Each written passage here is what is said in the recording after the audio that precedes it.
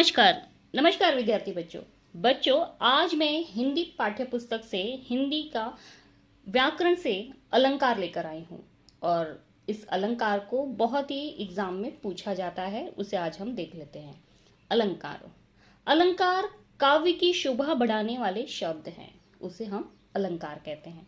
बच्चों, मैं यहाँ पे शब्द अलंकार, अर्थ अलंकार, उभय अलंकार, इस तरह के अलंकार के 3 प्रकार होते हैं। उसमें से आज मैं सिर्फ आप लोगों को शब्द अलंकार के जो टाइप्स है, जो प्रकार है, वो बताने जा रही हूँ।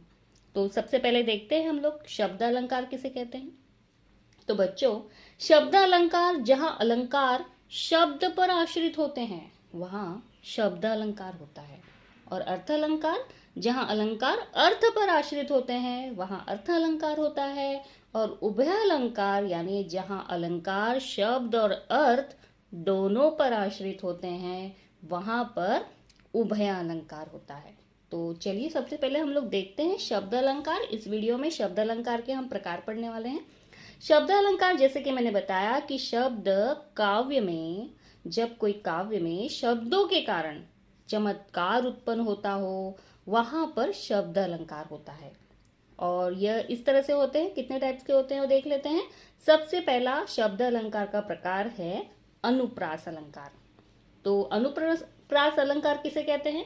जब किसी काव्य में एक ही वर्ण की आवृत्ति बार बार होती हो वहां पर अनुप्रास अलंकार होता है। तो यहाँ पर मैं कुछ इसके उदाहरण बताती हूँ कि किस प्रकार से अनुप्रास अलंकार पहचाना जाता है। तो यहाँ पे कुछ काव्य की पंक्तियां दी गई हैं। चारु चंद्र की चंचल किरणें, तो देखिए, चारु चंद्र की चंचल किरणें खेल रही हैं जल थल में। तो चारु, चंद्र और चंचल, च च च आया है, इसकी आवृत्ति 3 बार हो गई है, तो अनुप्रास अलंकार हो गया। एक ही वर्ण की आवृत्ति बार बार होती है, ठीक है। जैसे दूसरा एग्जाम्पल, तरणी तनुजा तट तमाल तरुवर बहु छाए, त की आवृत्ति हो रही है। तीसरा एग्जाम्पल, कुकी कुकी केक की कलित कुंजन करत कलोल, यहाँ पे क की आवृत्ति हो रही है, इसके लिए यहाँ पर अनुप्रास अलंकार होता है। अगला अलंकार देखते हैं, यमक अलंकार। यमक अलंकार का परिभाषा इस तरह से है कि जब किसी काव्य में एक ही शब्द बार बार आए और उसके उतने ही अर्थ हो वहां पर यमक अलंकार होता है। जैसे कि एग्जाम्पल के लिए आप देखिए, कबीरा सोई पीर है जे जाने पर पीर। तो पीर यहाँ पे 2 अलग अलग अर्थ है, अलग अलग इनके अर्थ हैं। पीर का स्पेलिंग सेम ही है लेकिन अर्थ यहाँ पर अलग है। इससे जुड़ी अगली पंक्ति, जे पर पीर न जाने ते काफिर बेपीर। तो देखो, पीर का अर्थ कई बार अलग अलग बताया गया यहाँ पे। जैसे अगला, कनक कनक ते 100 गुनी मादकता अधिकाय, या खाए बौराए नर या पाए बौराए। तो यहाँ कनक कनक 2 बार है लेकिन इसका अर्थ यहाँ पर अलग है। एक सोना है और एक विषैला पदार्थ यानी कनक, जो जिसे धतूरा कहा जाता है, वो एक कनक हुआ। और इसे बौराए बौराए कहा गया है, तो एक पागल होना, एक विचलित होना, इस तरह से इसे कहा गया है।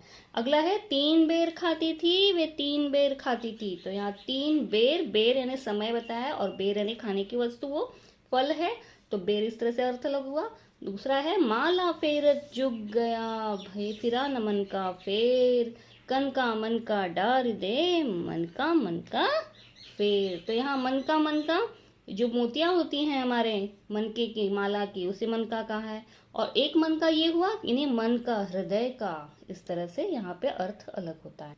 तो अगला देखते हैं बच्चों, श्लेष अलंकार। श्लेष अलंकार की परिभाषा इस तरह की, जब किसी काव्य में एक ही शब्द के अनेक अर्थ होते हैं वहां श्लेष अलंकार होता है। जैसे, रहीमन पानी राखिए बिन पानी सब सून, पानी गए न उबरे मोती मानस चून। तो यहाँ पानी का मीनिंग अलग अलग बताया गया है, ठीक है, और चून का मीनिंग भी अलग बताया गया है।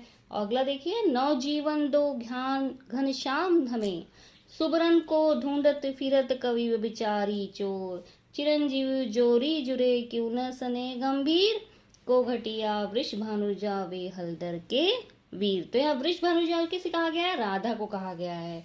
गाय को कहा गया, हलधर किसे कहा गया है, शस्त्र को कहा गया, बलराम को कहा गया। यानी इसमें इस काव्य में हमें एक ही शब्द के अनेक अर्थ दिखेंगे।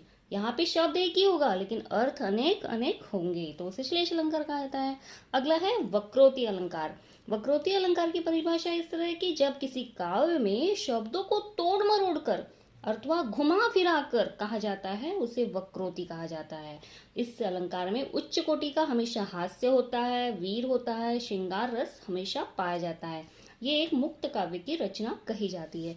एग्जाम्पल के बता दूं कि को तुम है घनश्याम हम तो बरसों कित जाए, नहीं मनमोहन हे प्रिय क्यों पकड़त तब पाओ। तो बच्चों इस तरह से यहाँ पे शब्द अलंकार यहीं पे समाप्त हुआ। आप लोगों को मेरी वीडियो कैसी लगी, अच्छी लगी होगी तो इसे आप शेयर लाइक कमेंट जरूर करिएगा।